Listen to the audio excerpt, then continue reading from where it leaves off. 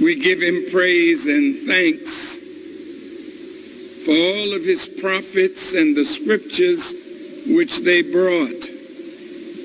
We thank him for Moses and the Israelite prophets that gave us the Torah, or the Old Testament. We thank him for Jesus, who gave us the Injil, or the Gospel, and the apostles that gave us what is called the New Testament. We thank him for Muhammad ibn Abdullah, through whom the last revelation to humanity before the judgment of this present world, that book is called the Holy Quran. I am a student of the most honorable Elijah Muhammad, and I could never thank Allah enough for his merciful intervention in our affairs, in the person of Master Fard Muhammad, the great Mahdi, who is in the world and is championing the liberation struggle of our people, particularly in the United States of America. I greet all of you, my dear and wonderful brothers and sisters, with the greeting words of peace. We say it in the Arabic language, Assalamu alaikum. First, I want to say to all of you, I am honored beyond words to be here standing on this rostrum in front of this hallowed building, in front of I don't know how many, I'm not going to guess, but I thank Almighty God, Allah, for every single one of you that decided to answer the call to demand justice or else. I watched the program in my hotel room, and I want to say how happy I am to be a part of such a great showing of unity of the Aboriginal people of our planet. I want our Native American family and Brother Night Wolf, my brother, I'm sorry that they cut you a little short, but I want you to know how favored you are as a Native American giant standing for his people. The native people who came in their native dress, this is not like going to a football game with the Redskins. They are not here as some mascot. They are here because they are the original owners of this part of the earth, and we honor them with the honor that they are justly due.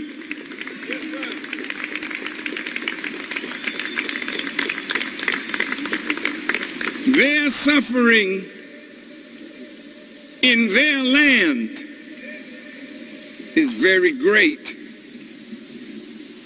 So all of those who cry for justice, no cry is greater than those who have suffered the most. And those who have suffered the most are the indigenous people, not only of America, but of the Western Hemisphere. here, and those of us who were brought into America not as pilgrims, not as Puritans, not seeking another way of worship, but in the holds of ships to be made the burden bearers of the real citizens of America.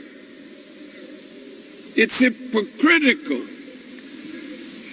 for us to say that we are citizens and we are still trying to get civil rights while at the same time we are denied the human right of self-determination. I'm honored to be here in front of this great house that was built by black slaves. So I don't think I'm encroaching on any American by standing on the ground that was paid for with the sweat and the blood of our ancestors.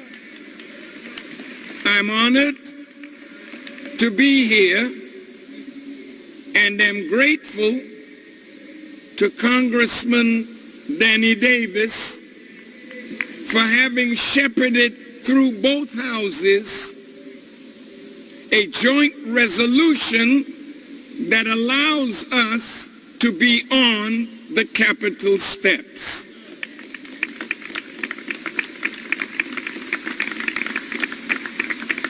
I was so touched by our native brothers and sisters and our Hispanic brothers and sisters, and some who are black may say, Farrakhan,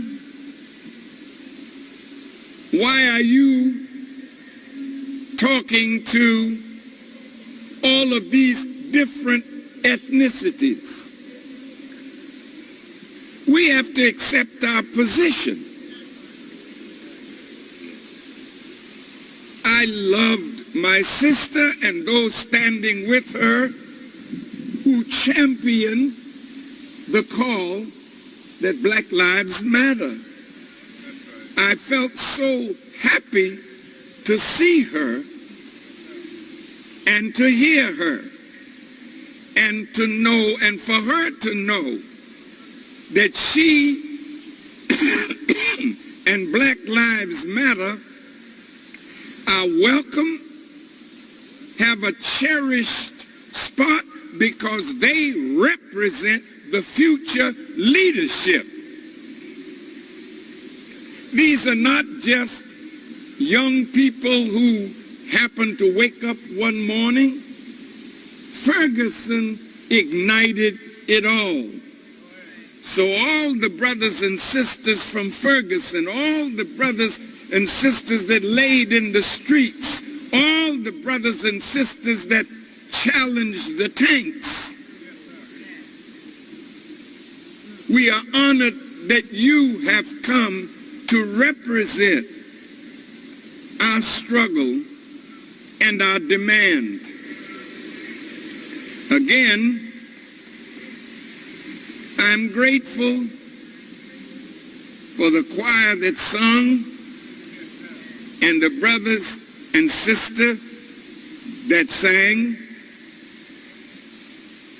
for Brother Rasul Muhammad and his wonderful song that he wrote about the great liberator Emiliano Zapata, and to all of you who made this day so far what it is. Every member of the clergy that prayed this morning, the Muslim, the Christians, the various prayers that were said, the native people who have their native places, their teepees and whatnot on the grounds. They're sacred people. Yes, sir. And they deserve justice. And we, in unity, will not only get justice for ourselves, but justice for all those who are deprived of that precious essential of life itself. On this beautiful mall,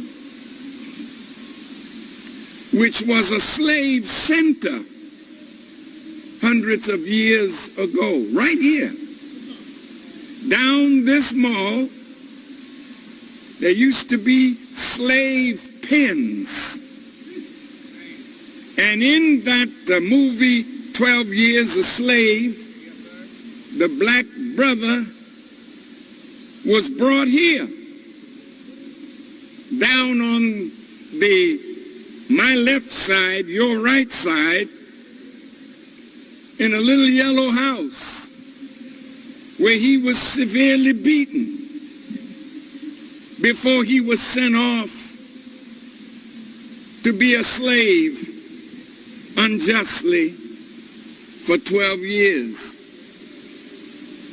I feel the cry of our ancestors, the pain of those on whose shoulders we stand. I feel that the ancestors are happy that a young generation has arisen. I saw the faces of the young in line trying to come in, and they made it, I guess, safe, but they made it difficult. But the young stood in their place until they could get in, because that's who we work for. We who are getting older, and I'm speaking now of myself and my generation, what good are we if we don't prepare young people to carry the torch of liberation to the next step? What good are we if we think we can last forever and not prepare others to walk in our footsteps? So to the young that are here, we honor you. We know who you are, and we will not forsake our duty to you. There are some elders that are not worthy to pass on the legacy of their cowardice to our young people. Our young people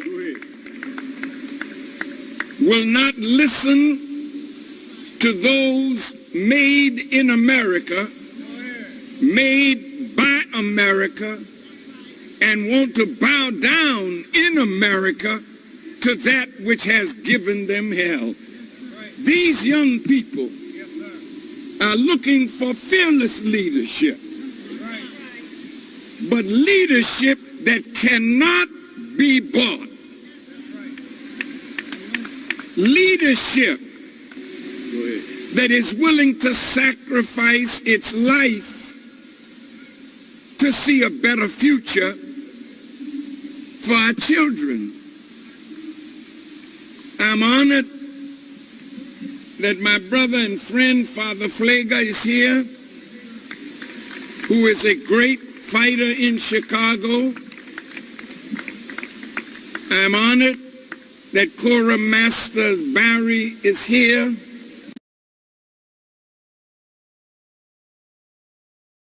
And I thank Allah for her and her dear departed husband, who really showed us the way. I thank Allah for all of you who want to sacrifice in some way to make a difference. There can be no freedom, no justice, no equity without the willingness of some to sacrifice for the rest. What good is life if we're not free? What good is it to be alive and every day that you live, you see your people suffering? What good is it to continue in life under tyranny? So there must come a time when we say enough is enough. It must change, and I am willing to do whatever it takes to bring about that change. I thank Allah for Brother Makandal from Haiti and Brother Vladimir from the Dominican Republic, two great brothers that Islam has brought together, but the machinations of white supremacy is trying to keep apart. Haiti and the Dominican Republic used to be called Hispaniola, and it's the first place that the wicked one, Columbus, set his feet. Tomorrow they say it's his birthday. I think it's tomorrow or the day after, Monday. But no indigenous people want to celebrate a man who came and dislodged them.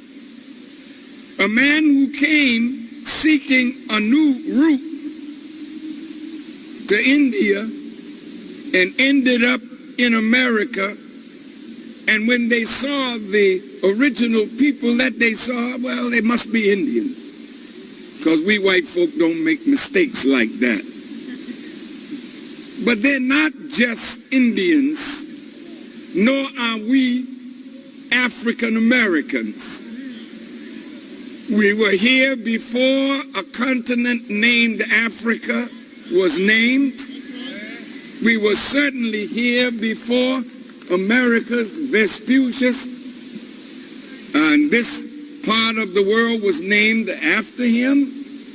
So we don't diminish ourselves by naming ourselves after Johnny-come-latelys. We are the aboriginal people of our planet, and before there was a planet, we were here with God in the beginning. Black woman, you are not the second self of man alone. You are the second self of God. And as the second self of God, any man that would disrespect a female is an enemy of God, because she is the greatest gift from God to a man.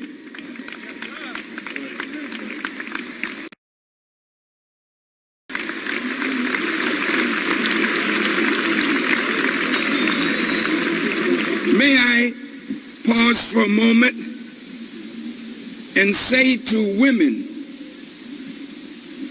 your language must change as to how you address yourselves.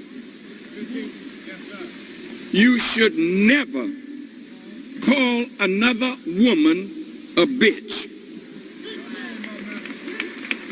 Get that word out of our language. No female is after a dog. Every female is after God. So all of you black men that like to use such words, pull it out of your tongue before your tongue is pulled out of your head.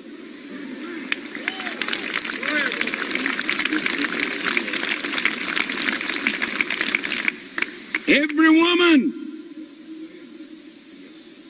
is from the Creator. Her womb is the workshop of God. So when a man sees a woman, he should bow in honor to her. The Native Americans can teach us much in the respect of women. I've been up on the reservations, I've been in the Anipi, I've been to some of their ceremonies. And the native people, the men, draw blood, hanging from trees and carrying skulls of animals in dirt attached to the flesh of their back in tremendous pain until the flesh snaps and blood pours out. The native people do that to pay honor to the woman, for she is in labor, enduring the pain of death to bring forth new life. And there's always a show of blood before the birth. So the man is trying to equal himself up to the woman. That means that the native man who disrespects your female, you have lost your way. And any black man under the sound of our voice, any red man, any yellow man that will traffic in women and girls, you are worthy of death itself.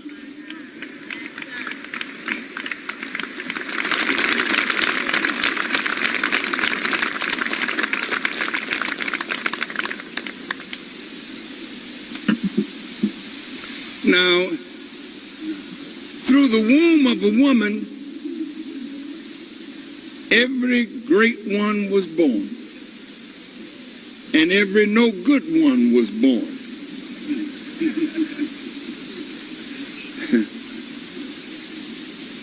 But my dear sisters who are here today, if you are expecting, I would love for you to place your right hand over your womb. And I want to ask Allah that every woman who is pregnant, that she would bring her child to term. And I pray that that child will be a warrior for a brand new world.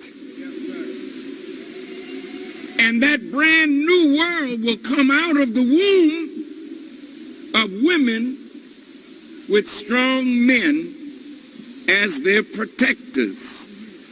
Now, it is your body. You can do with it as you please.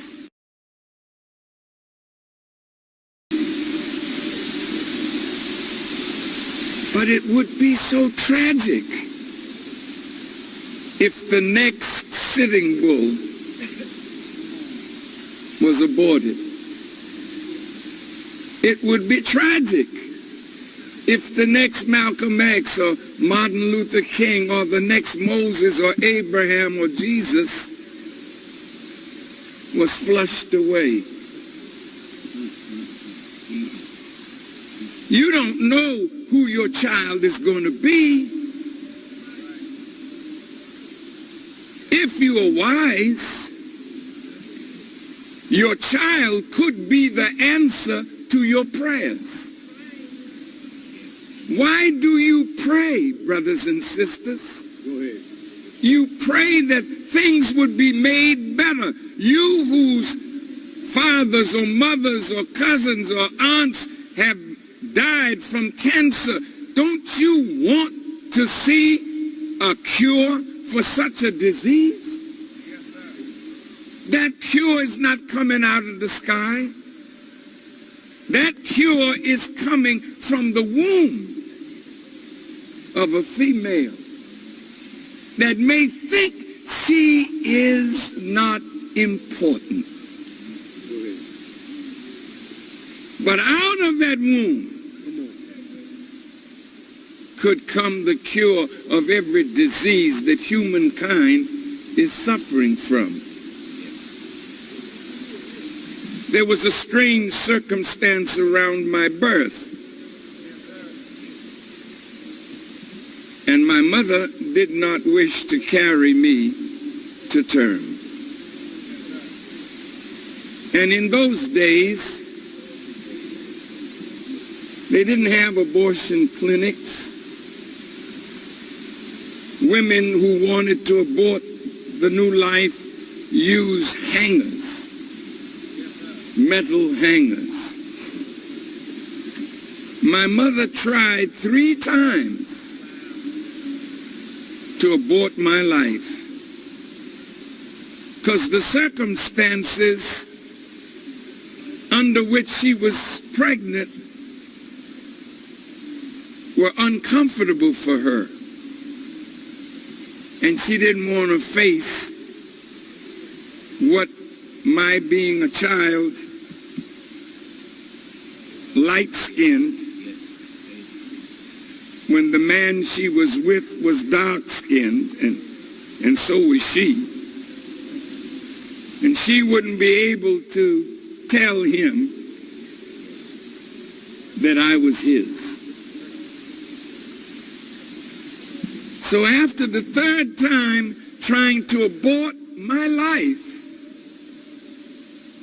she said, "Let it be." And she prayed and prayed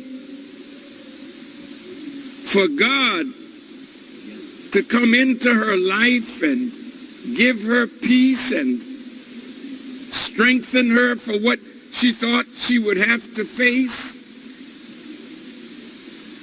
She didn't know that those circumstances and her prayers went into what was in her womb. She didn't know that her insecurity because of a circumstance made her feel secure in the prayers she was sending up to God. And so she gave birth to a child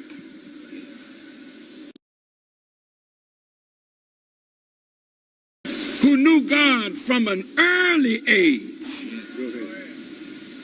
She gave birth to a child that never in my life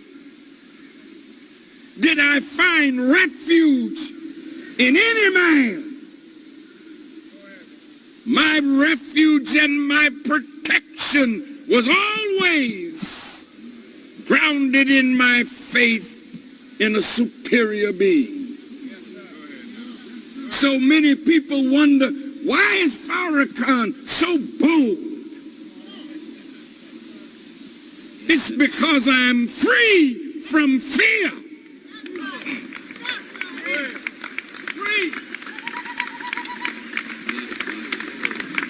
How could Farrakhan tell the FBI and the CIA and the IRS to go to hell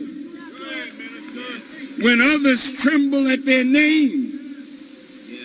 They don't have a name big enough to make a man who has been shown the arm of God to be afraid of a man who can never do to me nothing more than what God would have them to do.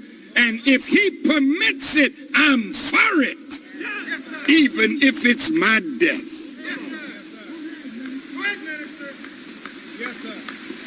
Our problem is there's too much fear among us.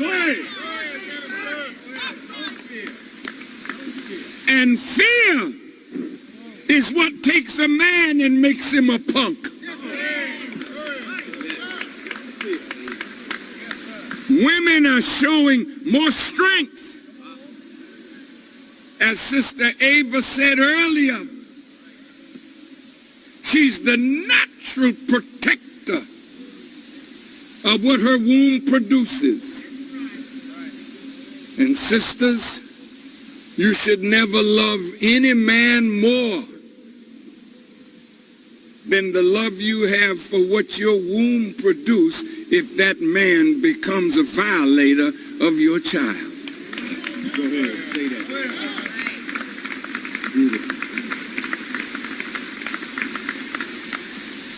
Knowing God, not talking God, but knowing God is what takes fear from your heart. Go ahead. A fearful people can't be free. Go ahead.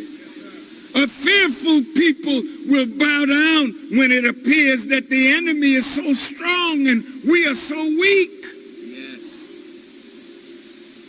As I was preparing this morning to come, I was thinking about us who are preachers, who can quote the Psalms.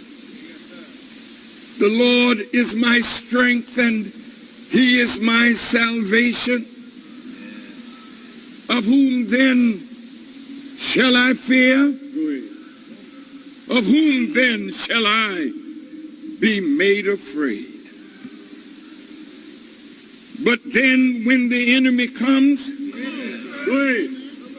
and challenges his words, we find him weakening, running away, leaving the sheep to be eaten by the wolves. That's why Jesus said, I am the good shepherd. The good shepherd will lay down his life for the sheep.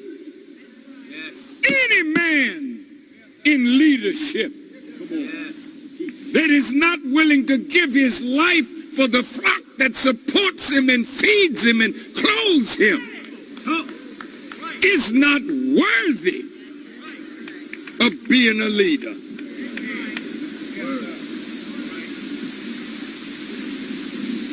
Many in leadership today are willing to take a little money.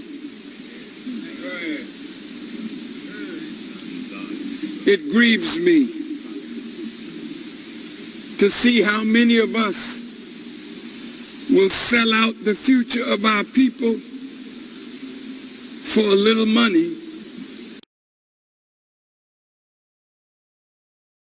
that allows us to get an upgrade in our automobile or an upgrade in our suit or shoes.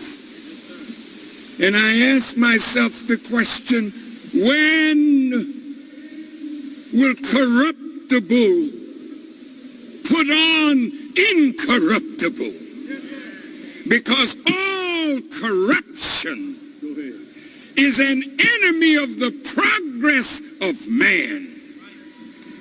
All corruption, all deviation from honesty and integrity. You say, well, Farrakhan, I mean, my God, what are you saying? I'm saying that if you love God with all your heart, soul, mind, and strength, and loved your brother as yourself, nobody could give you enough money to make you betray yourself as well as your brother or sister. When I first started rebuilding the Nation of Islam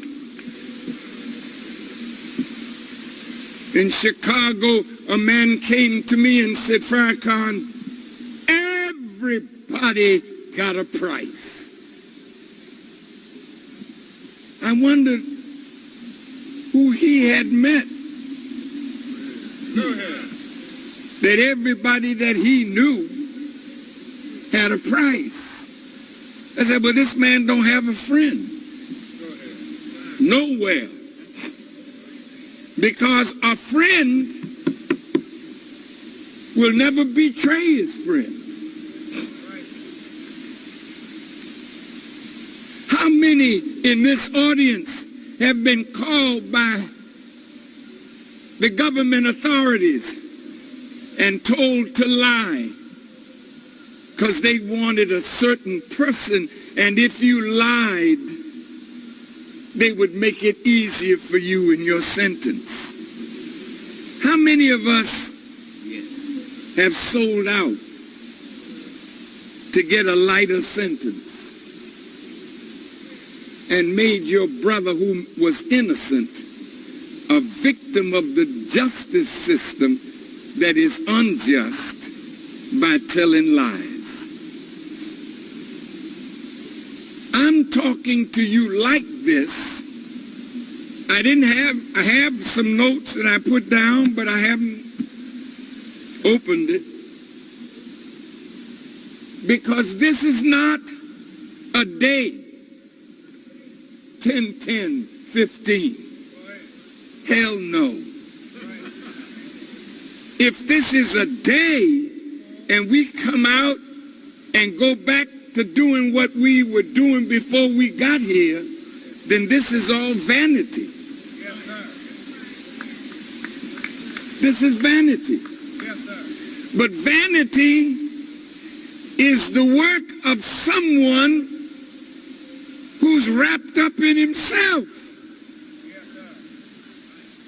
sir. We have no time for vain expression. Those whom the world honors are those who live for others. And in their death, they are never dead. There's always someone coming up to refer to their greatness because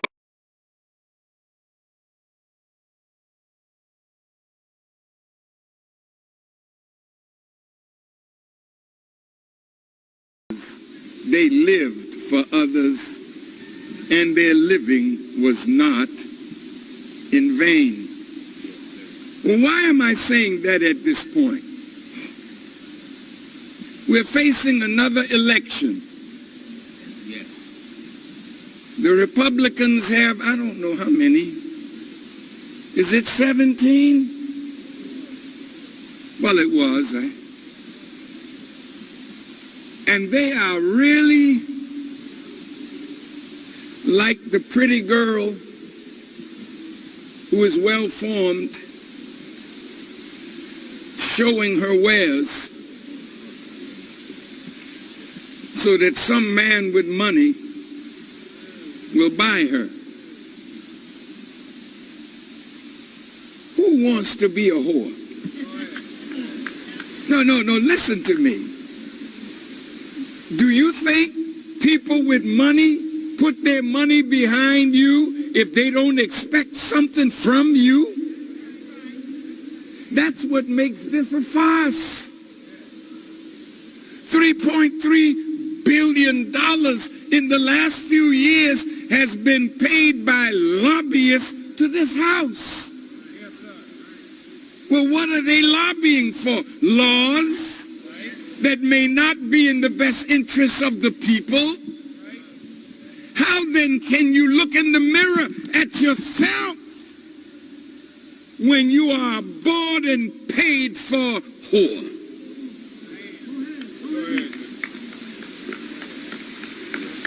And then being a whore.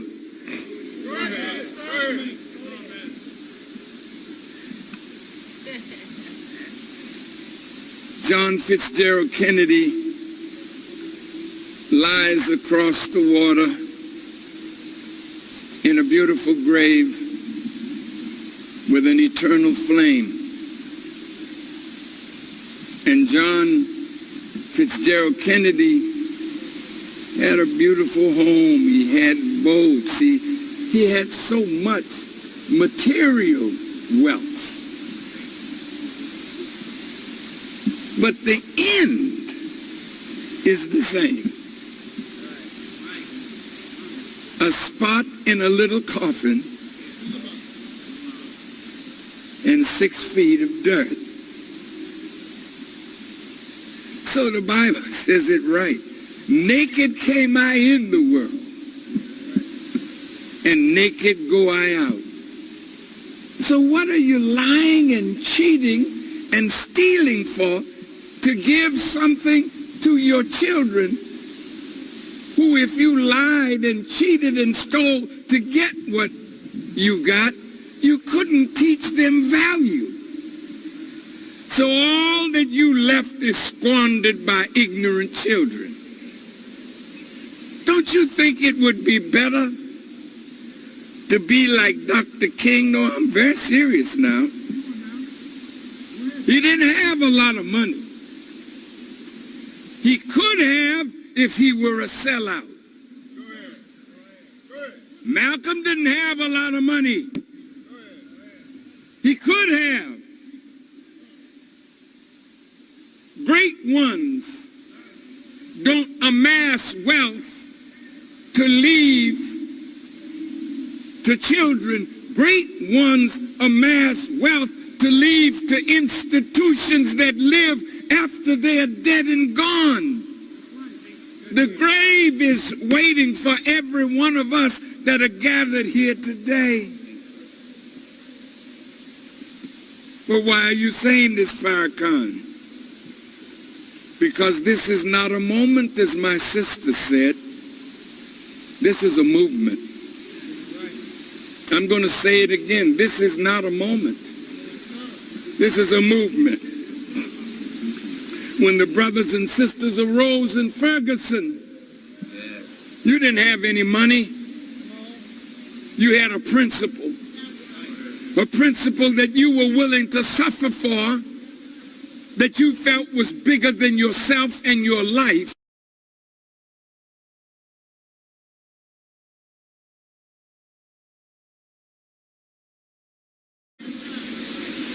And the withstanding of pain.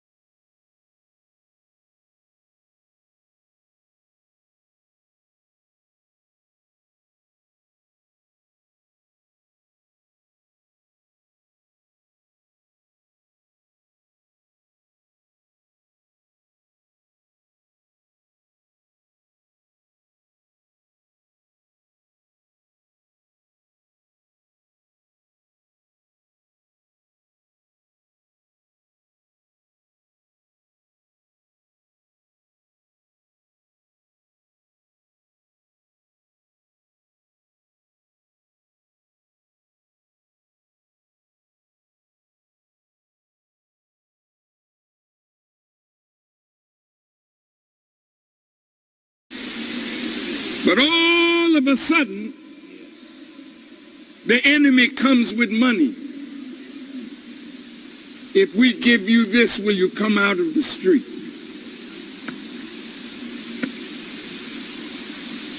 And some of us, we're all poor, but some of us see that as an opportunity. So the movement begins to die the moment those who lead the movement take money as a bribe to stop hurting a force that you're coming against. The demand for justice demands integrity. The demand for justice demands selflessness. The demand for justice is bigger than all our lives. So the demand for justice must give us the will to wish to sacrifice our life, because the many are greater than the one.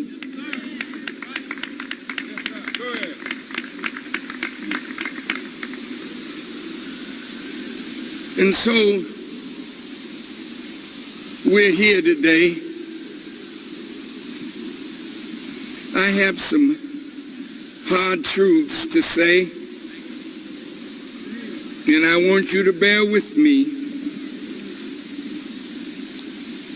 because I want to show you why there's no government on this earth, not one, that can give the people what the people desire of freedom, of justice, and equity. Look around you, brothers and sisters. Look at the trees. Look at the flowers. Look at the bushes. All of it starts with a seed. A simple seed. Seeds come in colors, different colors and shapes and sizes. But a seed hides what God has put within it, until and unless the seed is placed in the proper environment. So all these lovely living things that are around us, all of them start from a seed, and that seed is planted in the earth. It is nurtured by water and that magnificent sun. And then the seed swells and bursts, sending a root down. And then a shoot comes up.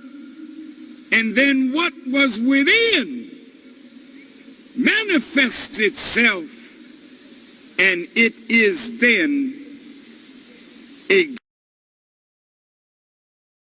glory of God, its creator. We all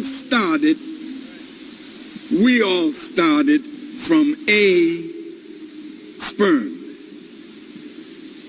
a seed. God is not wasteful. 100 million sperms may be released at one time. Some even say 1 billion. But only one can fertilize that egg. Well, God, if you're not wasteful, what happens to the other sperm? What do we do with it? That sperm becomes food for the new life.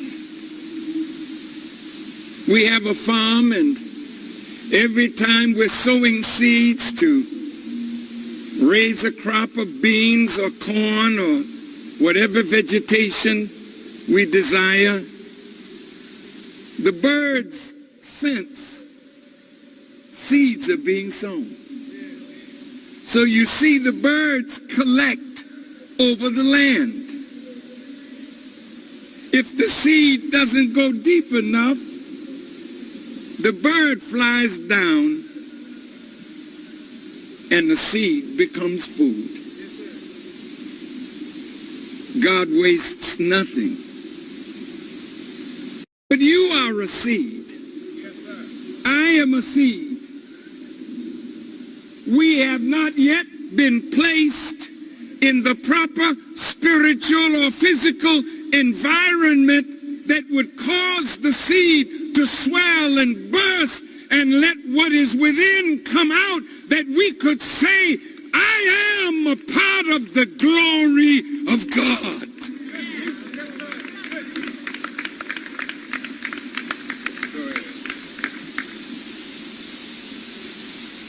So Elijah Muhammad wanted the Muslim program to be brought before this house. I don't know anybody in the house that I could trust to bring his program. So I came to bring it myself as his student. Now I want you to think about what I'm about to say. This program has been appearing on the back page of Muhammad Speaks and the Final Call since 1961. The Muslim program. You say, well, I don't want to hear that. I ain't no Muslim. Okay. What are you? What are you? If I ask you to tell me your nationality, you'll point to some little spot on the earth that you think defines who you are. It's limited. I'm from Georgia. Good for you. I'm from Mississippi. I'm from Alabama, but I'm from New York. Right. But that does not define who you are. I'm from Jamaica, man. I'm from the Caribbean. Or I'm from Africa. I'm from Ghana, Guinea, Mali. That don't define you. You are defined by the nature in which you are created. Yes, sir. And if your nature is the same as the nature of God, no land mass can define you. So the Quran says, set your face for religion, being upright, the nature made by Allah, in which he has created man, and there is no altering Allah's creation.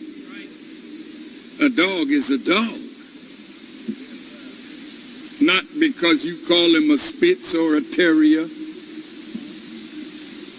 or a Great Dane. Those are names of different species of dogs. But the dog is defined by the nature of its creation.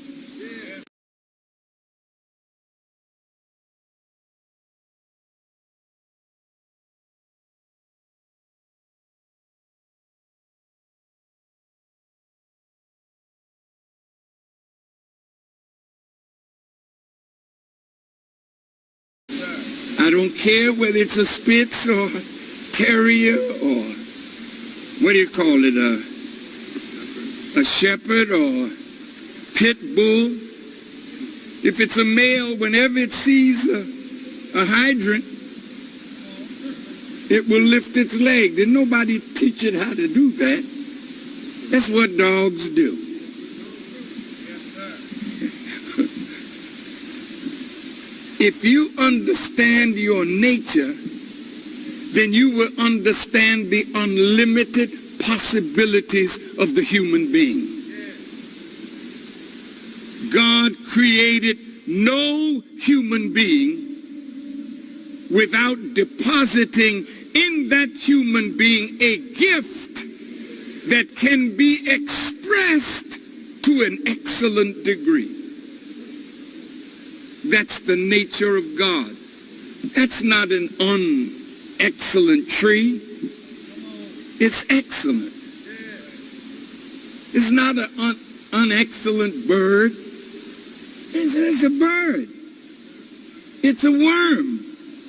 It's a flea. It's an ant. It's the sun. It's the moon. It's the stars. This is all an excellent creation from an excellent creator. And you are an excellent creation from an excellent creator. But you have to know yourself, relationship to God, in order to extract what is within and bring it out to the glory of God. Now, a lot of black people that work in this house, listen carefully to what I'm about to say. Yes, sir. A lot of black people who have mastered their particular sport or their particular discipline, and they feel excellent. You know, they walk with a certain heaviness and a certain pride, and when they come in the room, some of them just suck up the atmosphere. Oh, look, there's so-and-so. There's so-and-so. As though so-and-so is greater than you, so-and-so. They're only great in your eyes because you have not focused your eyes on the greatness of yourself.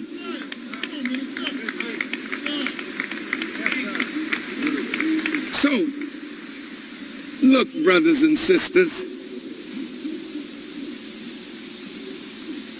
the greatness of God is part of the thing that makes us so dissatisfied with government.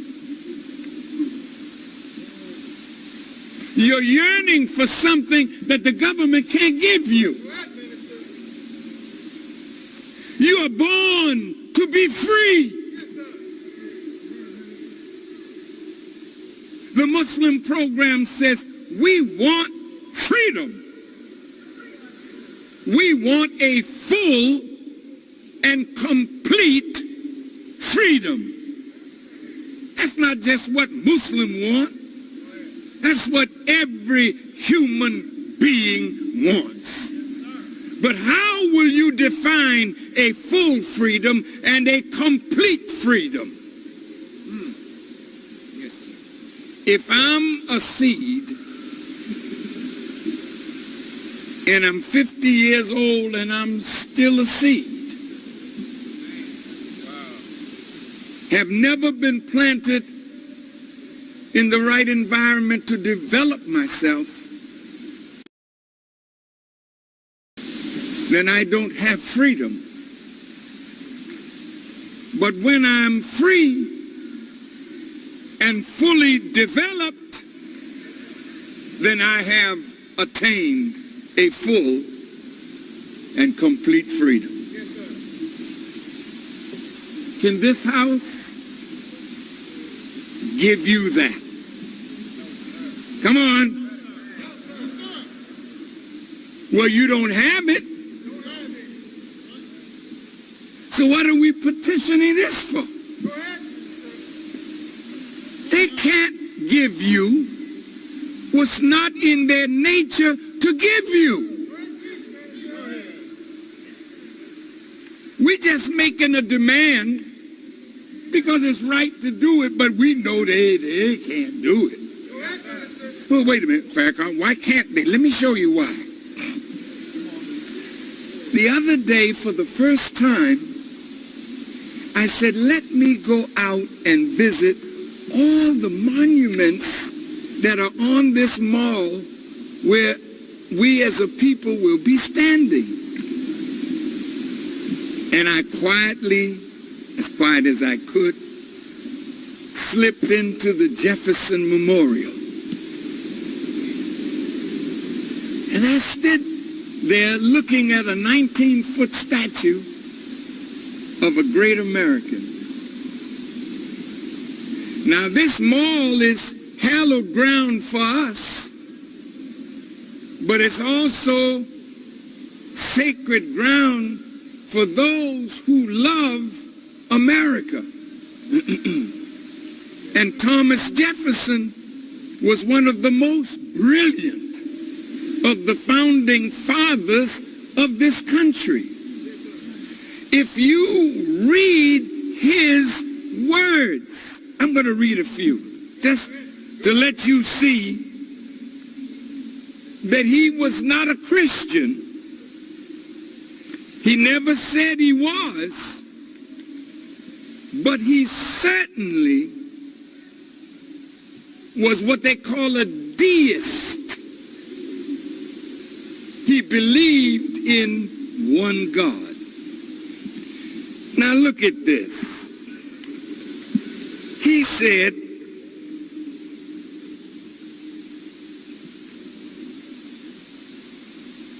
on the wall, he was talking about justice. And he was talking about slavery. I want to give you a little study assignment. Yes, sir. There were some things when he wrote the Declaration of Independence that they took out, because he was dealing with King George as a vile man because he trafficked in black bodies, bringing them to America. I want you to go read his words, because Thomas Jefferson knew that if the slaves were not set free, one day what King George did by bringing us into slavery would cause the slave to rise and fight against those who were holding us in slavery. We have really come to that point now. Did you hear me? See, this thing has reached the point of explosion. Black people that are here, even those in high places, are saying, we can't take this much longer. There's like a volcanic eruption that's coming now. You know, they say volcanoes are birthed out of magma,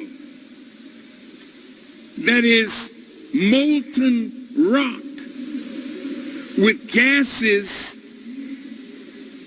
and this molten rock and the gases at the bottom, then you have an upper crust that begins to come down and meet the molten rock beneath. I said, isn't that an interesting picture? Because I hear you that are in the middle class crying out. Ain't too many middle class people here, but even if you were, you crying. Because the middle class is becoming the new poor. So that's the upper crust coming down to meet the magma. Below, it's bubbling now. And gases are coming up. And you see dust coming up from the sleeping volcano that has been asleep so long, you play around it like it don't have power to kill you. Yes. You play with the lives of poor people, indigenous people, black people, women. You play with the lives of soldiers who have given their lives on a foreign battlefield only to come home and be rejected and die while they're waiting for treatment and service. Why are you saying this in front of the Capitol, Brother Farrakhan?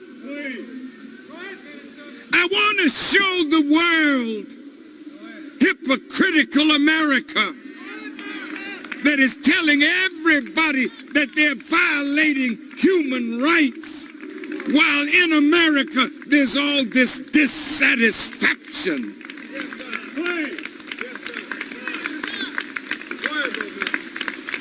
I think,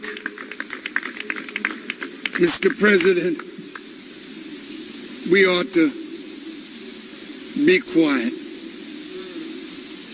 telling China, you got to straighten out your human rights violations. going down to Cuba. Yeah, well, we're going to have relations with you, but your human rights violations. See, as though you don't have no problem in America. We're trying to show the world these are problems here. And these problems demand resolution. And America don't have the heart to do it.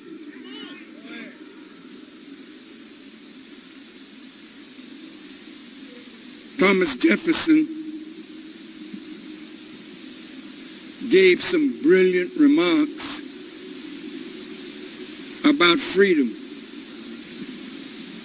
and trembling for America when he reflected that God is just and that his justice would not sleep forever. And then Thomas Jefferson with others fashioned the seal of this nation. And at first, the seal reflected the wrath of God in a light from above. And Pharaoh's army below. That the wrath of God, he was saying in the seal, would come down on America if America would not free the slave. He knew it should be done. So Thomas Jefferson said, we need to let the slave go. We need to give them a good send-off. We need to give them land. We need to give them machinery. We need to give them seeds to plant crops. We need to teach them the science of warfare, that they would be able to defend the land that they would be given. This is Thomas Jefferson. But he couldn't force it. There are good white people who want to see you free, but the politics of the situation will not allow it to happen. I don't care nothing about what the politicians are saying. Yeah, we think you all should, have some freedom. And like the Pope who came so beautifully a few weeks ago, and I listened to him. I took a few days rest from the tour because I became sick with pneumonia. And I went away for 10 days, and during that 10 days, His Holiness was here, and I watched him every day until his plane left. And I thought about this human being who has captured the world. And then I thought about him in Ecuador, in Bolivia. I think it was Bolivia. 3 countries in South America. And the Pope asked them to forgive the church. Did you hear that, brothers and sisters? Now, he didn't say forgive Jesus. Because the church that was killing the indigenous people really wasn't connected to Jesus. They were connected to a cross that was given to Constantine in a vision. And in Latin, under that cross, it said, in hoc signo vinces, with this sign we conquer. So the cross and Christianity at that time was not the real teaching of Jesus Christ. It was a philosophy, an ideology based on white supremacy.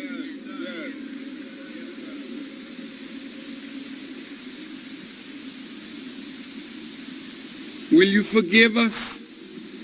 And the Pope asked, I didn't hear the answer that the people of Ecuador and Paraguay and I think it was Bolivia, we don't have the answer. But in Charleston, after 9 of our brothers and sisters were killed, before the dead were even buried, before the culprit even asked to be forgiven, we, with our loving misunderstanding of Jesus Christ, said what? What did we say? We forgive you. You don't even allow yourself to grieve naturally. You say, well, Jesus, don't put your cowardice on Jesus.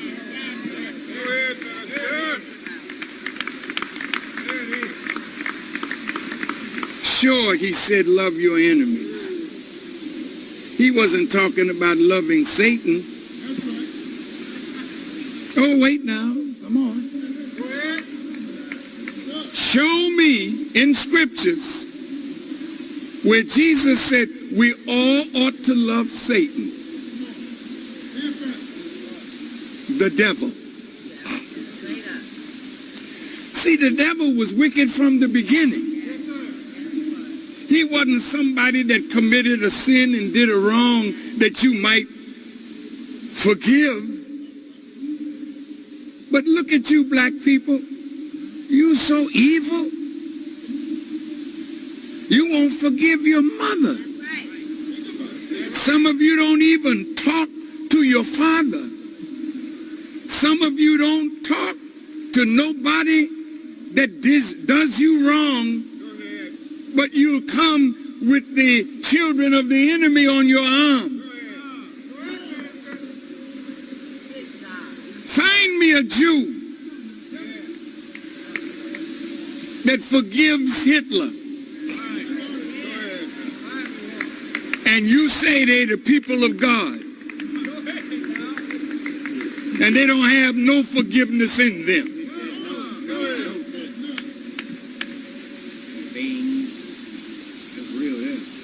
You really need to get acquainted with Jesus.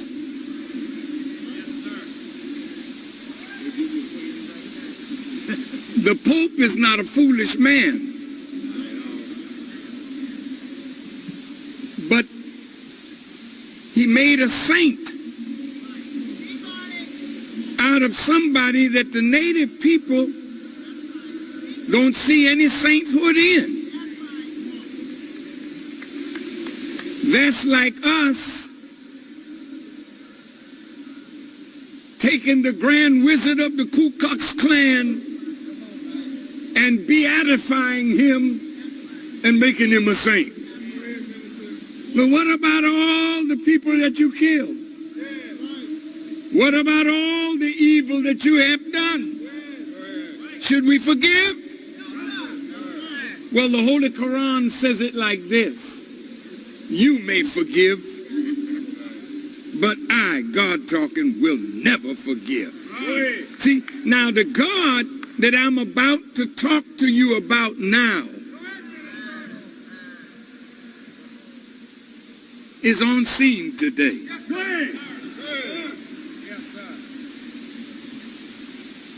Thomas Jefferson couldn't deliver.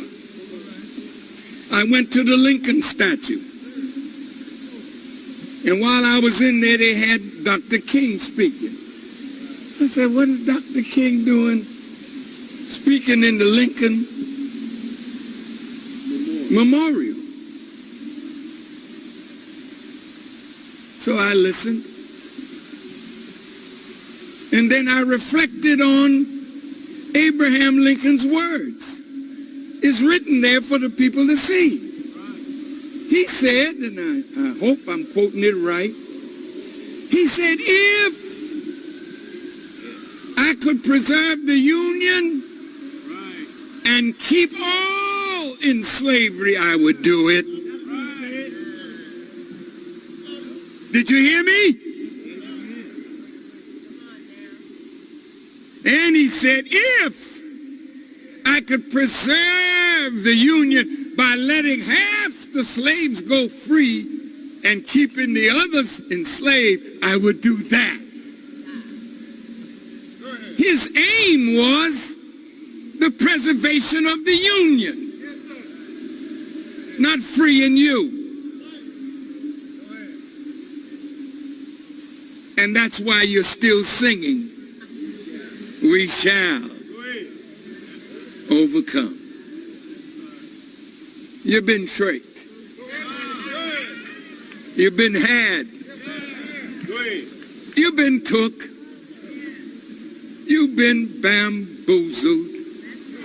In the words of Brother Malcolm, we have been deceived. Abraham Lincoln, though, in his Lincoln-Douglas debates, he said, you suffer, talking about black people, from being in America with us, and we suffer from your presence. Have you heard that before? Yes, sir. Well, go look it up.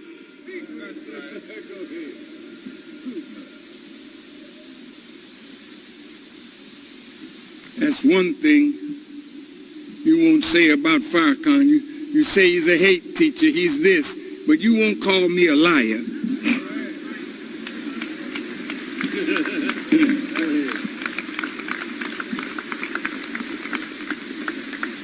Look at this. He said,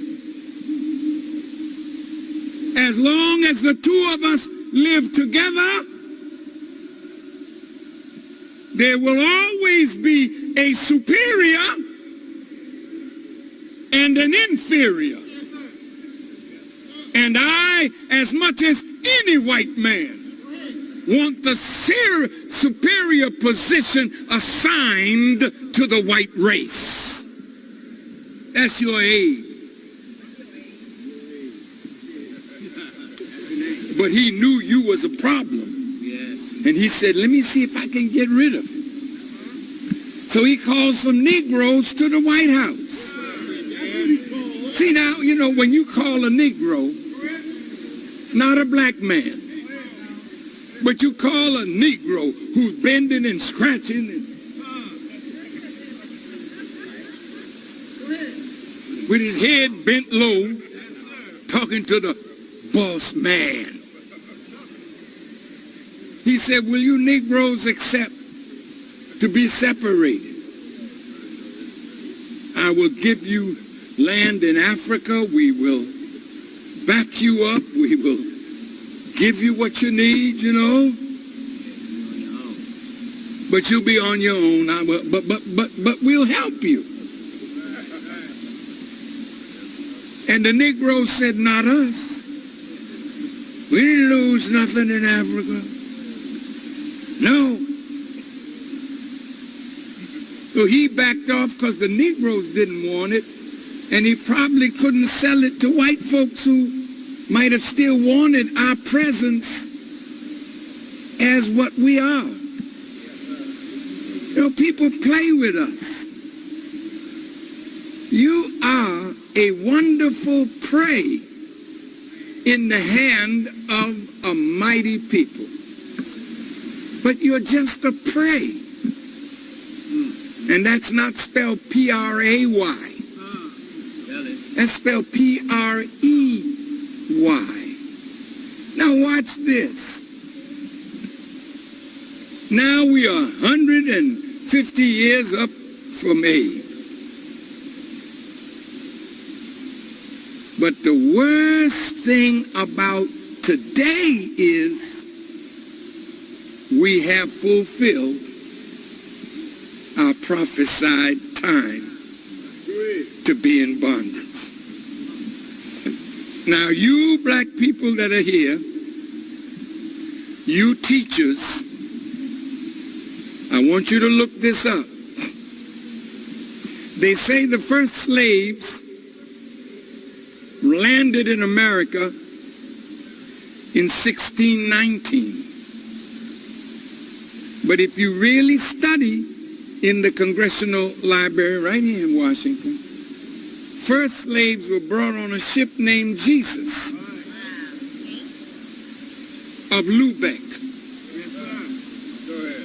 under the captaincy of Sir John Hawkins. Not in 1619, but in 1555. If you subtract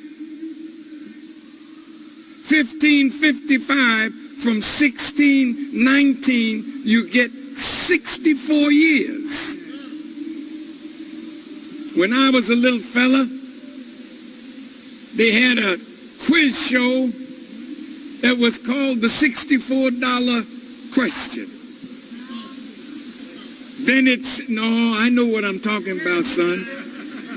You a Johnny come lately. I said it right. It first started as a $64 question. Then it went to $64,000. That's when you came in. How you gonna talk to the old man?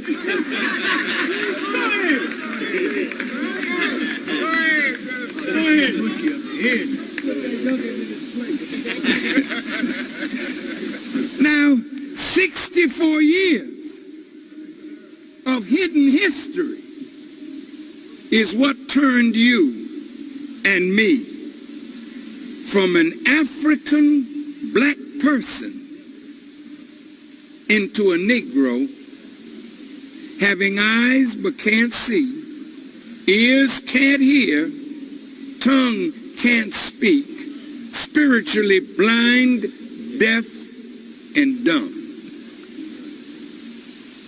And once that happened, our mother's gone, our father's gone.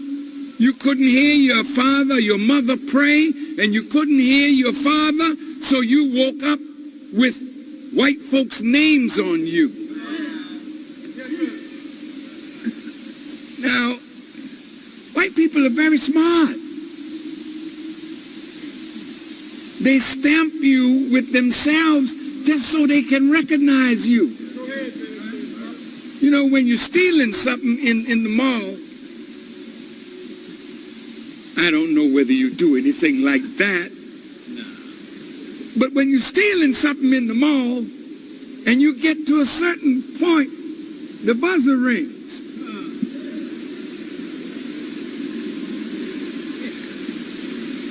See, you can't get out the store until what is in your possession that caused the alarm to go off is checked.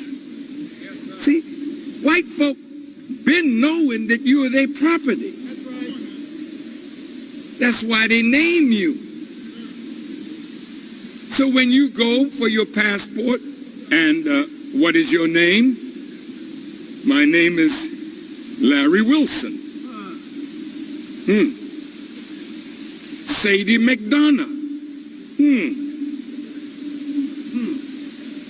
Louis Green. They say, yeah, this is one of them. Because you're named after your former slave master. You can't be free walking around in the name of your former owner. Your first act of freedom is to tell him thank you, but no thank you. Take your name back. And look, take a name. That is an African name. That is a name of your people, or a Islamic name, which is, since you're from God, why shouldn't you be named after God, who is your creator? You say, well, if I just take a name like that, I'll go to them and they'll say, well, you have to go to court. I say, you didn't go to no court to name me. Right. Go ahead. And I'm not going to no court to give you back your name. See, you got to stand up today like a free man. Don't let them tell you what you got to do. Show them your independence and your knowledge. I'm a free man. That's not my name. That's your name. Take it back. I'm giving it to you. Didn't you hear my brother say the Dominican Republic was enslaved by the Spaniards? See my Mexican family here? What is your name? My name is Gonzalez. My name is Ramirez. And I speak Spanish. And you look at your Haitian brother, he's Francois Chancy. You say, but damn, where did he get that name? He's speaking French. Parlez-vous français? Comment allez-vous aujourd'hui? Oh, he's different. He's French. No, he's a conquered black man with a white man's language and a white man's name, and believe it or not, with the white man's religion. Now let me tell you something about Jesus and the white man's religion. See, if you really had the religion of Jesus, we wouldn't even be here talking today.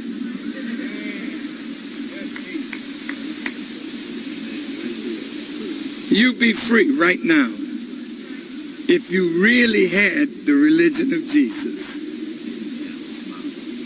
But you and I were baptized into that which made us think Jesus was Caucasian.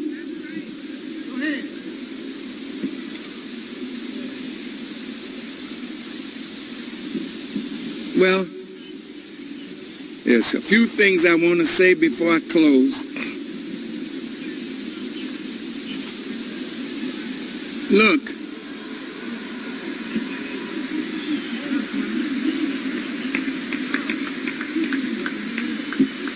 they don't want me to stop. They're hungry. And that's why Jesus said,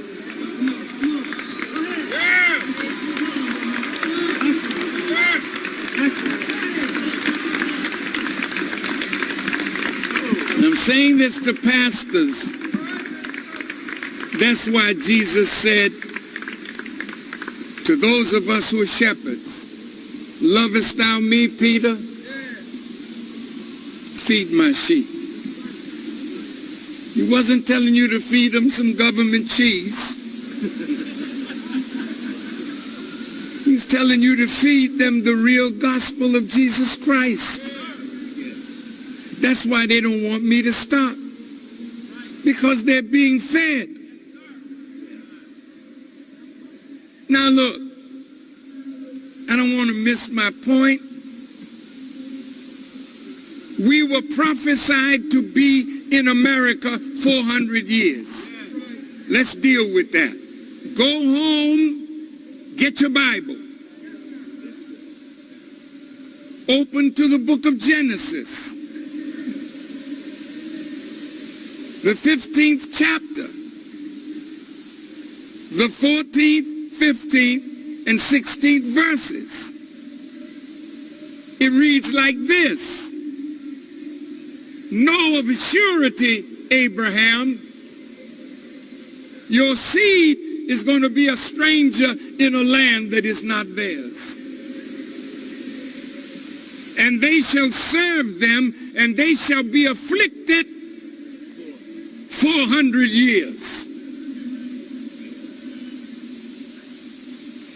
think that's talking about?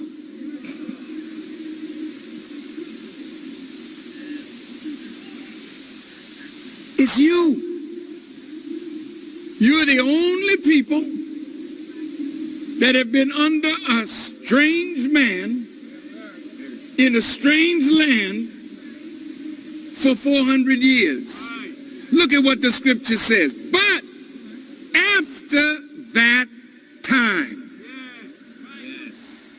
God talking, I will come and I will judge that nation that they shall serve. Yes, sir. We are now living in the day of judgment. And I'm sorry, I don't like to hurt your feelings,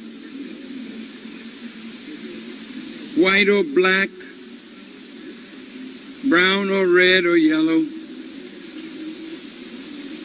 But America now has entered the time of divine judgment.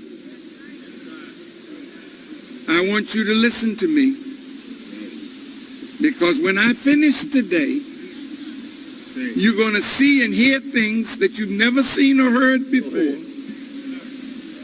And I'm going to tell you what's coming by the guidance of God and the Honorable Elijah Muhammad. I'm going to judge that nation. Now, the Honorable Elijah Muhammad said, America is in the crosshairs, these are not his words, they're mine, of the judgment of God. He's after America. Oh, Farrakhan, well, if you don't love America, leave it. You can't tell me to leave. I can tell you to go. Go ahead. Well, let me just be more clear. We paid a price to own this with our indigenous brothers and sisters. We paid a price. I know you're an immigrant, bless your heart. When you got here, the streets were paved with gold for you. From the sweat and blood of slaves that worked for 310 years for no pay. Go ahead, say that. And another 150 years as a free slave, never getting what we are worth. America is under divine judgment. Now look at this scripture in the book of Revelations. The nations are angry. Look around the world. All the nations are upset.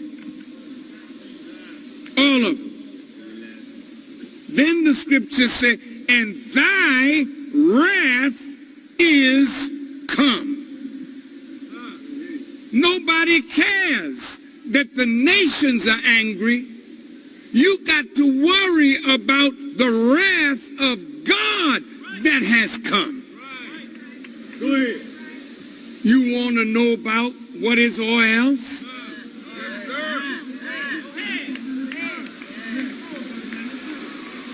See, you all, with your tender hearts, you never understood what justice is. Justice for Pharaoh is not the same as justice for the children of Israel. Justice for the oppressed is not the same as justice for the oppressor. Mercy is for the oppressed.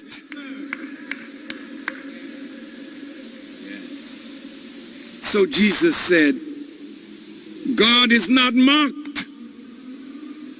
Whatsoever a man soweth, the same shall he also reap. Oh my God. That's a horror story for somebody. Say, behold, before the great and dreadful day of the Lord, I'm going to send you Elijah the prophet. See? What is he going to do?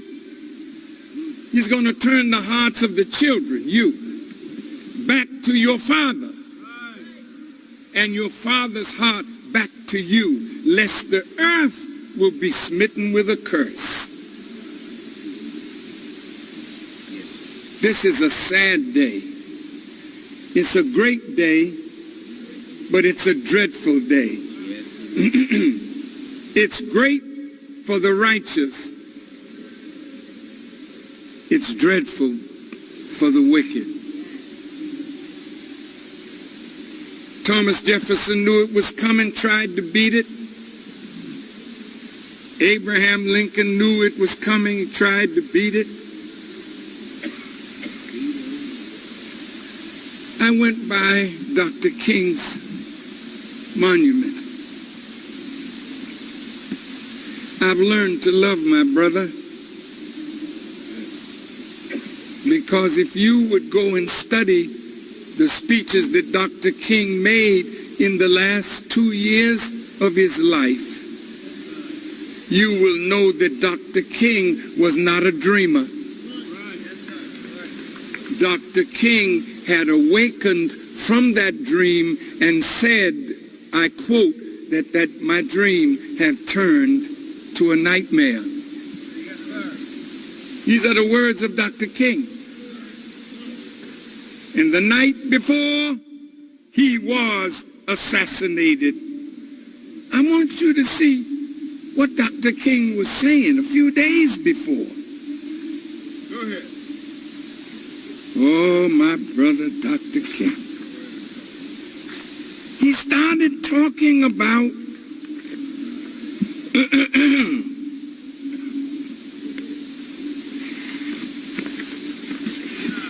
I want to quote him right, because this is too important. Go ahead.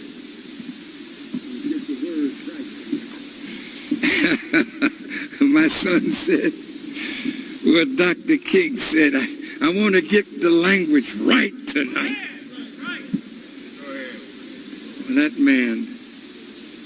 And when you read how Dr. King evolved, we will evolve with him. He was not a dreamer. He was a great revolutionary thinker, like his brother, Brother Malcolm. And while I'm on the subject of Brother Malcolm, now there's a group of people out here that think that Farrakhan has something to do with the murder of Brother Malcolm. Okay, let's deal with it. I want to ask you a question. Do you know any murderer that white folk don't like, that they could pin a crime on? Right. Yes, sir. And he's still standing here speaking with his foot deep up in their backside?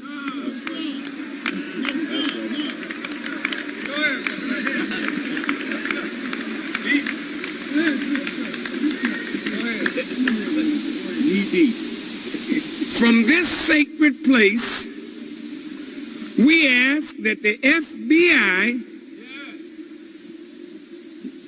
reveal, open up all the files on Brother Malcolm X. Go ahead. Don't redact a damn thing, and let the the people see what really happened to Brother Malcolm. Go ahead.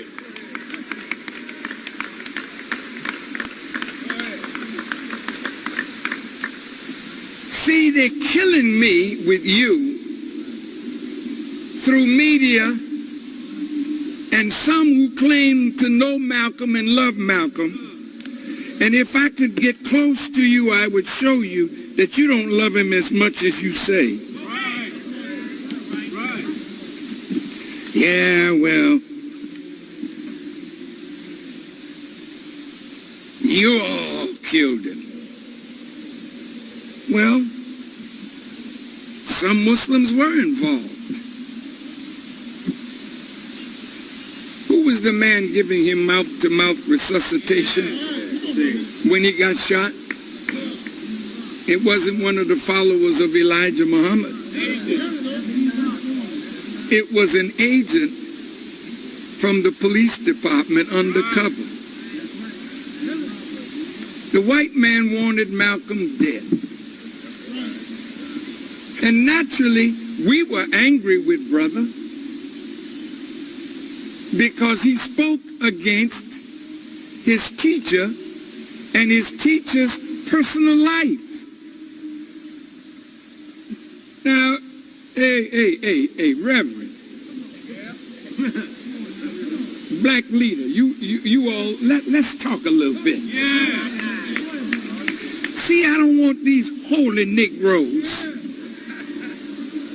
to talk about how bad Elijah Muhammad was. He had wives. What do you have? See, you playing women. Ishmael, where is he? Front and center, move here.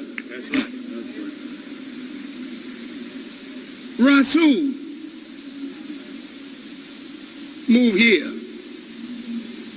Abdullah Yassin, move here. Kamal Muhammad, move here.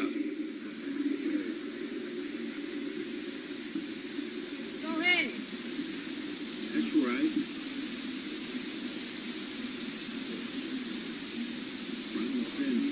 Yeah, I want you to see the sons. And Ahmed Muhammad, where's Ahmed?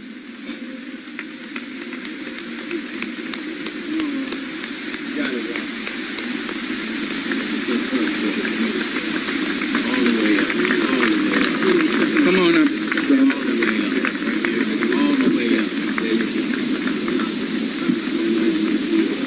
Who's it? I'm here. I'm here. Yeah. Come on, Abdullah Yassin, Kamal. I'm still looking for Ishmael. Oh, you must be somewhere counting money? No, he's not. He's been very busy. But these are Elijah Muhammad's sons. Where's Marie Muhammad? Right here. All the way up. And Medea Muhammad. All the way up. See, I want to show you not an evil man, but a good man. Now, this is Marie Muhammad, one of Elijah Muhammad's daughters, and my former daughter-in-law, still my daughter-in-law. Her children are my grandchildren. That's right. This is Medea Muhammad, and her children are here. Right over here, son. This is Kamal Muhammad, a scientist. Yep. That's right. Each of these are spiritual giants. That's right. Adam, this is Elijah's son. That's real. Look at him good. See, a man that want to have fun with a woman want to hide the fact that she becomes pregnant.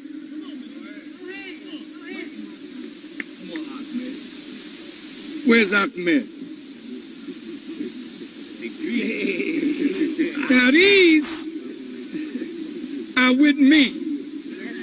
Yes, we are. That's All right. day. That's right. Every day. That's right. That's right. And they are champions in their fields. And they're helping me build a nation. Yes, sir. You talk about passing the torch.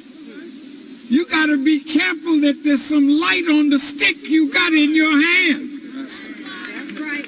That's right. Because if you passing the same madness that you got, you falling in the ditch, and the one you give the torch to is going in the ditch right after you. Hell no. You got to have wisdom to lead our people today out of the clutches of a deceitful, satanic mind. Yes, sir. That's right. We war not against flesh and blood, but against principalities and powers and the rulers of the darkness of this world and spiritual wickedness in high places.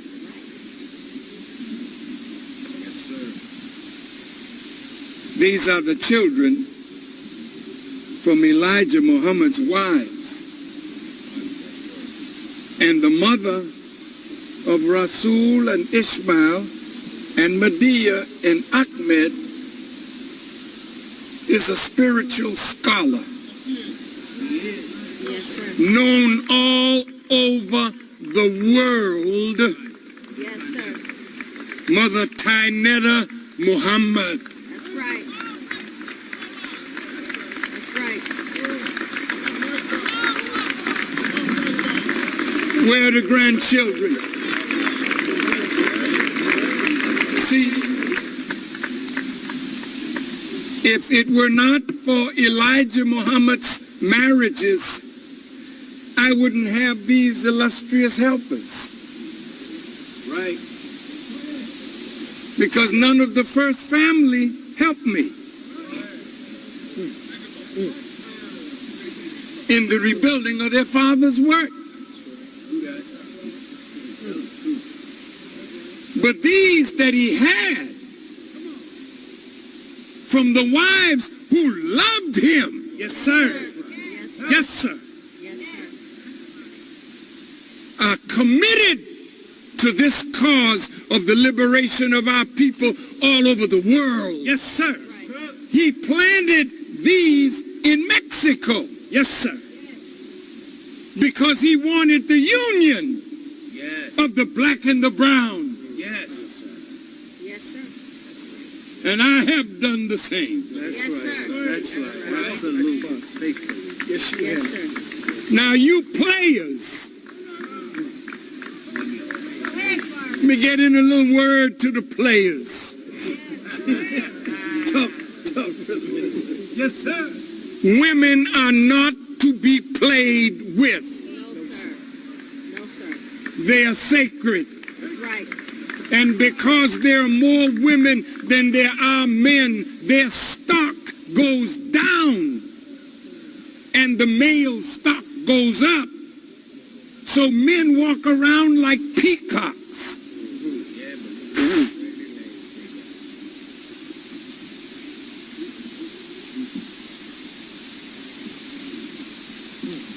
How many reverends have girlfriends in the church?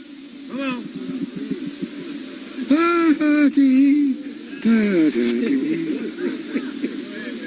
And how many reverends? Oh, I ain't going there.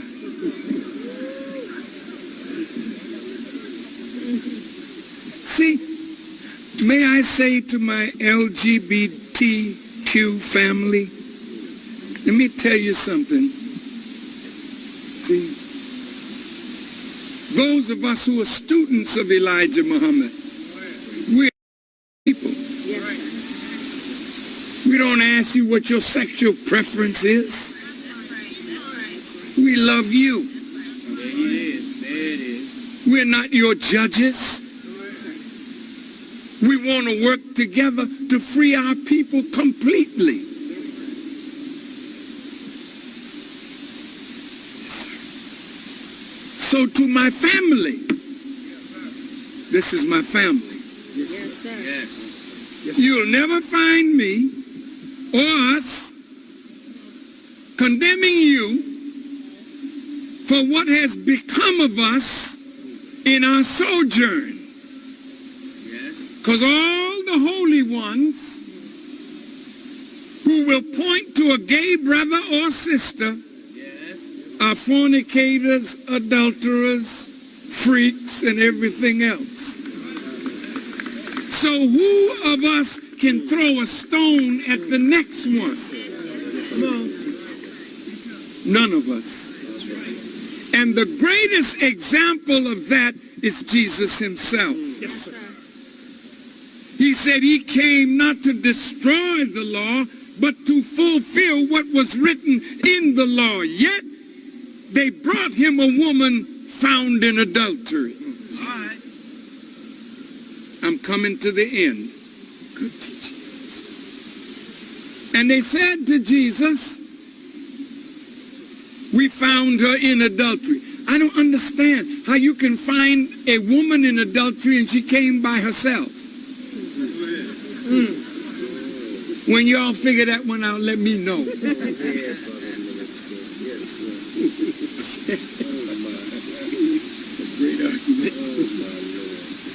But after Jesus, who was supposed to witness her stoning to death according to the law of Moses, Yes. the people got their stone in their hand, they ready. And Jesus knelt down and wrote in the sand, the one of you that is without sin, you cast the first stone. Right. And they held their stones and dropped them by their side because they weren't clean enough to stone a woman found in adultery. Jesus was clean enough to do that. And look at what he said, woman, where are your accusers? And then he said, neither do I accuse you. Go and sin no more. Dr. Ben Carson, running for president, made a statement about Sharia law. It's a very harsh law.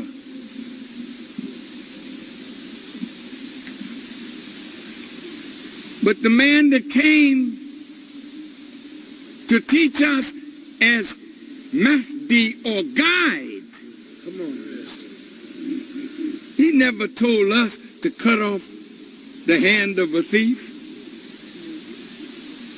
or chop off the head or kill someone who's a homosexual. See, Jesus is a savior. Yes, sir. Yes, he is.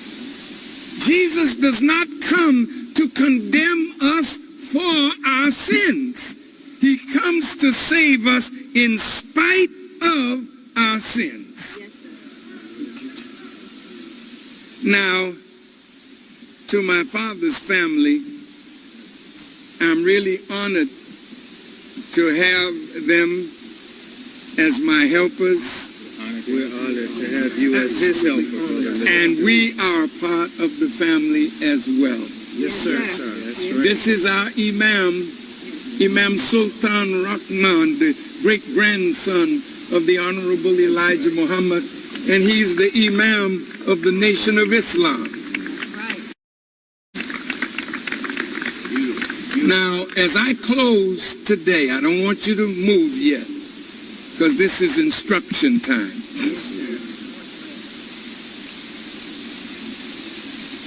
America is under divine judgment as we speak. Elijah Muhammad taught us 50, 60 years ago of what we were going to face. And he said there would be 4 great judgments. Rain, unusual rain. Snow, unusual snow. Earthquakes, hail, and that he would use the forces of nature against America. What you see going on in Charleston and in South Carolina is very serious. They have never seen rain like that at all. How? Why? That's divine judgment. When I leave you today, the calamities are going to get stronger because God wants America to let us go. Not integrate us. Let us go and give us a good send-off.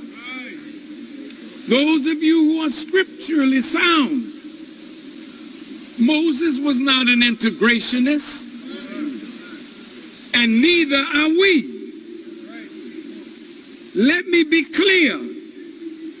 America has no future for you or for me.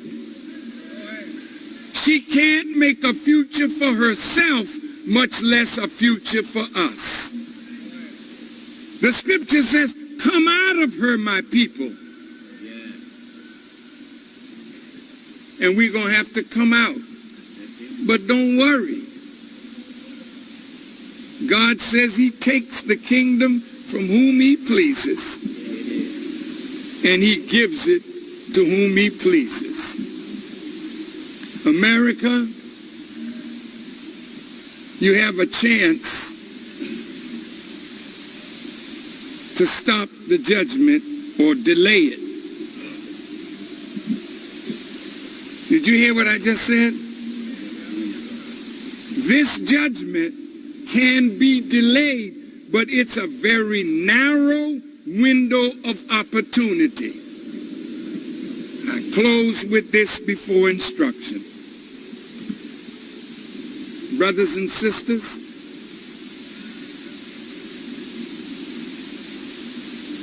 they came to Jesus and they asked him, when is the end coming? He said, look at this. You can look in the sky and see by the redness of the sky, you can discern that it's going to be a good day. But you cannot read the signs. He said, this wicked and adulterous generation seeketh after a sign, but no sign shall be given to you except the sign of Jonah. As Jonah was in the belly of the great fish 3 days and 3 nights, so shall the Son of Man be in the heart of the earth. Now this, scriptural scientists, I want you to study. Who is the Son of Man? He's a man from a man. Don't you be looking for no spook. The believers in spooks don't understand the law of cause and effect. And that's why your seeds that have not shown forth the glory of God, sow your food for the bloodsuckers of the poor. 85% of the people in every nation are in poverty. And 10% of the people have knowledge, but they will not share it with the poor. So they live off the poor. In America, 85% of white people don't understand the law of cause and effect. But there are 10% among them that do understand. And they work for the rich. And they work against the poor. And the poor are poison animal eaters. They eat hog flesh, sounding their mental powers and robbing them of their beauty appearance. They don't know the law of cause and effect. They believe that all that you see is happening from a mystery God. But there's 10% that know, and they're sucking the blood of the poor. In the black community, we got 85% that are in bad shape. But you got 10% who robbed the 85%. Bad lawyers that take our money but won't fight for us. Everything is a plea bargain.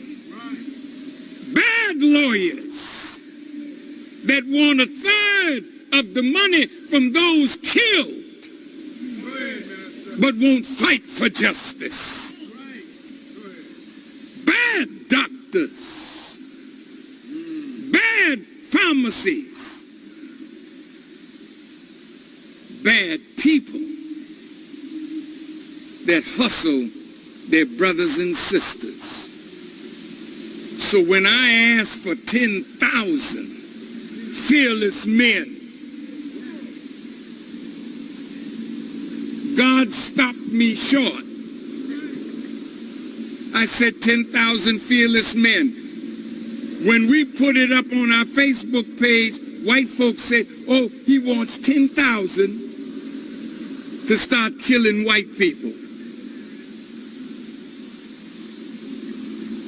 Do I sound crazy to you?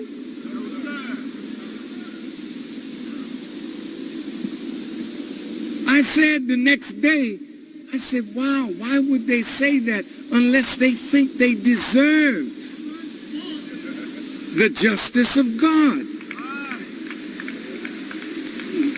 And then the next day, they cut my words and said, Farrakhan said they deserve to die. I didn't say that. I said, that's what you must be thinking when I say 10,000 fearless and all you can see is a bunch of black people out there killing white people. I didn't say that. A few days later, I said, we got to go into our community because our war is on two fronts. We got to stop the killing in the inner city and stop the killing of us from police wickedness. I need 10,000 fearless. I want 10,000 men that we can train, because we got to stand between the guns. But you know what? When we go in our community to clean it up, guess who we're going to run into? We're going to run into rogue cops and wicked black people working together to suck the blood of the poor. Which means we got to be strong enough to stop the killing, but the moment we try to stop it, those who benefit from it will come against us.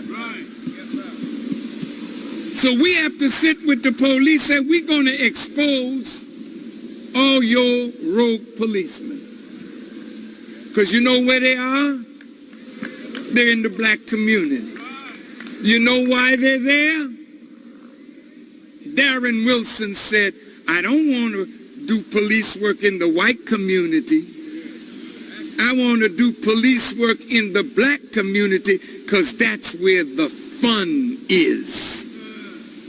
That's Darren Wilson. What's fun about your work in the black community, rogue police? See, you profit from the drug that's going on. You profit from the prostitution. You profit from the drug trade. You do. You kill us and blame it on another gang. That's the fun. But your days of having fun on our suffering is about to come to an end. I need 10,000 fearless black men.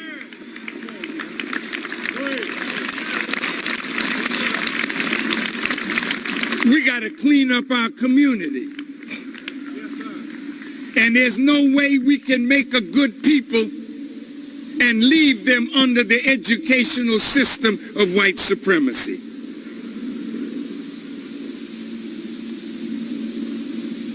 We have to take over the educational system. Because the education that you're receiving has not made you a good people or a better people. It made you a more willing tool or slave for your oppressor. That system has to go in order for black people to be set free. All educators, I'm calling on you. We got to take over. We got brilliant educators. We don't need to accept this poison doctrine of white supremacy any longer. We need a ministry of defense. We need a ministry of justice. Because we got to resolve our own conflicts without going downtown spilling our affairs in the presence of those who make merchandise of us and laugh at us and make mockery of us. We got lawyers, we got judges. We can solve our own problem in the inner city with justice. And the last thing I will say, there's other ministries, but the last thing I want to say is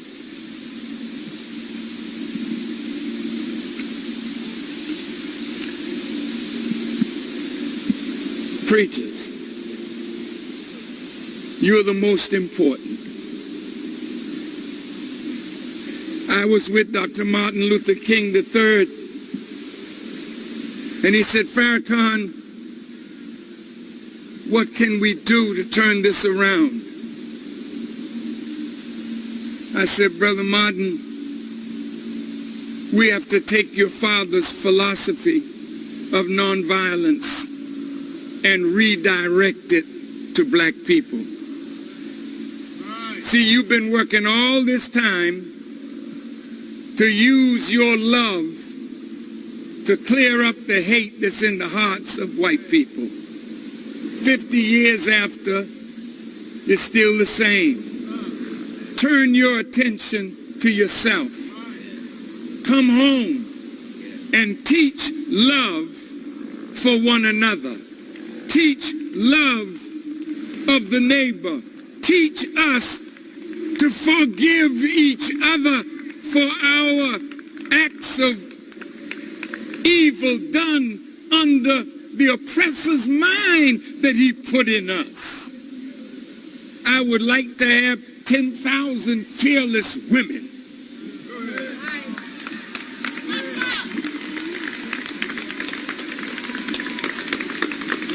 You know, I wish I could show you the women in the nation.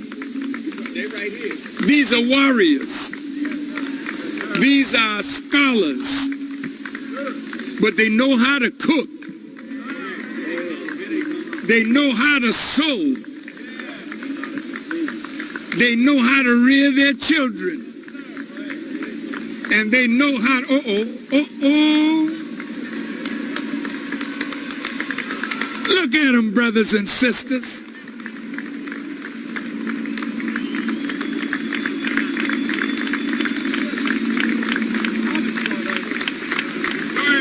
Now, brothers and sisters, if a sister came up and stood beside them with a mini skirt and a low-cut dress that's beckoning nursing babies, which one of these sisters would somebody say, "Hey, baby"? See, they don't talk like that to our women. And if they do, it's a terrible mistake.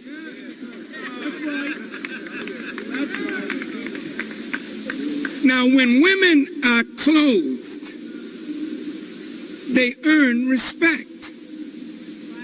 The beauty of your form is for your husband. And if you don't have a husband, keep it covered. Because the one that you get as a husband will be the dog that saw what he wanted, and it wasn't you. It was the beauty of your form. Them beautiful hips, those succulent lips. Lord have mercy. Now my sisters, all of them,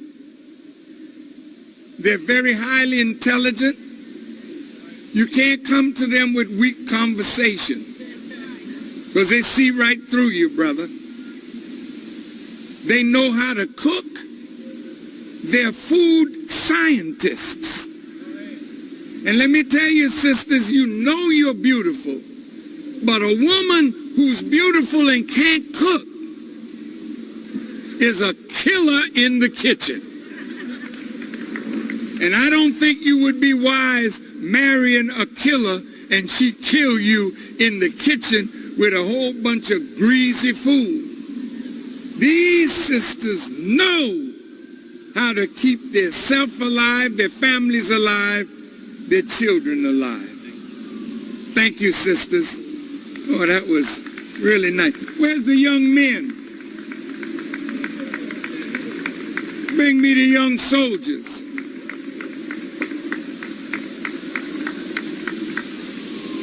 I hope you're not slow. Quick moving, fast thinking, cleanliness in and out, right down to the modern times. Well, they're all on post? Oh, okay. But we got some fine young men that we are training. I'm 82. I don't know how long I got, but I'm not worried because I got a torch lit with the wisdom of God that I'm giving to every young person who will listen. Because when I leave, I want to leave somebody that will give the enemy hell until justice flows down like a river and righteousness like a mighty stream. Now I'm going to close with Christmas. Now, did you know that we spend almost half of the money that we take in a year during Christmas?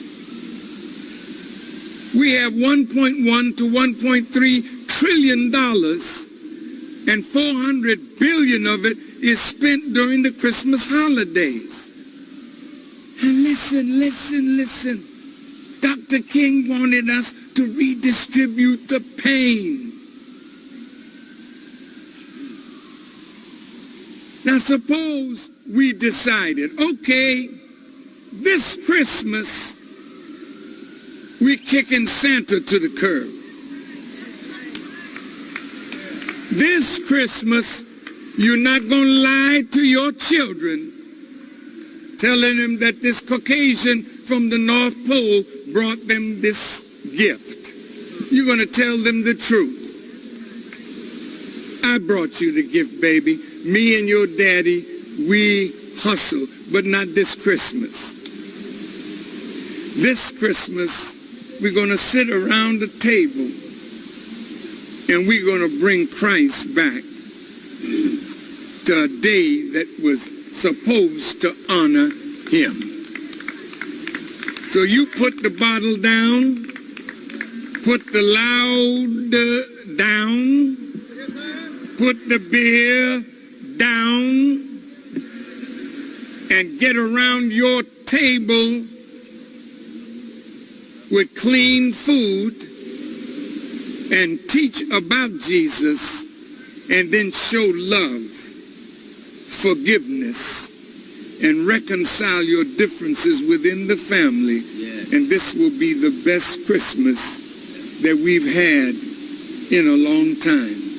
And if you can put $400 billion and keep it in your pocket, then you've got a little money to invest. And what we want to do is buy up as much land. And we're asking the government for 100 million acres as a start. That's about the size of California.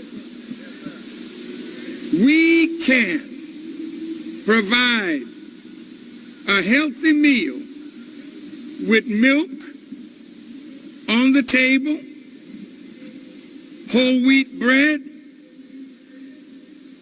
if we pool our resources. Look at these figures. We got about 30 million people, really now near 40, eating a slice of bread per meal, 90 million slices of bread per day, 630 million slices of bread per week, 32,760,000,000 slices of bread per year. How much land must we have under wheat cultivation to give our people our daily bread? Then Elijah Muhammad said, well, move to milk. How much land must we have? How many cows must we have? How much grazing land must we have to give our people a glass of milk a day? 40 million black people having 3 slices of wheat would require 1,222,935 acres of land growing wheat. To provide an 8-ounce glass of milk each day to 40 million people requires the production of 7,305,000,000 pounds of milk by 389,102 cows on 389,102 acres of grazing land, 1 cow per acre, yielding 18,774 pounds of milk per year. And to provide 40 million people with a daily bowl of soup, bean soup, requires 3,261,161 acres of land under navy bean cultivation. And all of these figures with just milk, a pure milk, wheat, bread, and beans, he said we could live 140 years off of that simple food. Now, if you want to lengthen the days of your life, you got to eat better, and you won't eat better if you allow your enemy to feed you. We're going to have to feed ourselves by buying as much land as we can. So tonight, as I leave you, tomorrow morning, I'd like to see the scholars. at the JW Marriott. We got to talk about what we're going to do after today. I would like engineers of every kind, navigators, pilots, farmers. I want college presidents, especially the black colleges. You got to know that you are not a plantation to produce more dumb Negroes with degrees. You've got to make the colleges teach the things that will make young people builders instead of beggars. Meet me tomorrow at the JW Marriott, 11 o'clock, and we want to talk about what's next. Until then, oh God, you have made me so happy today just to look into your beautiful faces. I want you, when you leave here, go home to your wives and your families, and before you leave, I want you to greet the people around you. Hug them and tell them, I love you. Embrace your native indigenous people and tell them, we love you. And our Mexican family, embrace them and tell them you love them. And from this day forward, this day of a demand for justice will never end until justice is ours. So the day is the beginning of that movement that will never end. All local organizing committees, you got to stay focused and keep working. It's not over. It's just begun. Thank you for listening. Assalamu alaikum.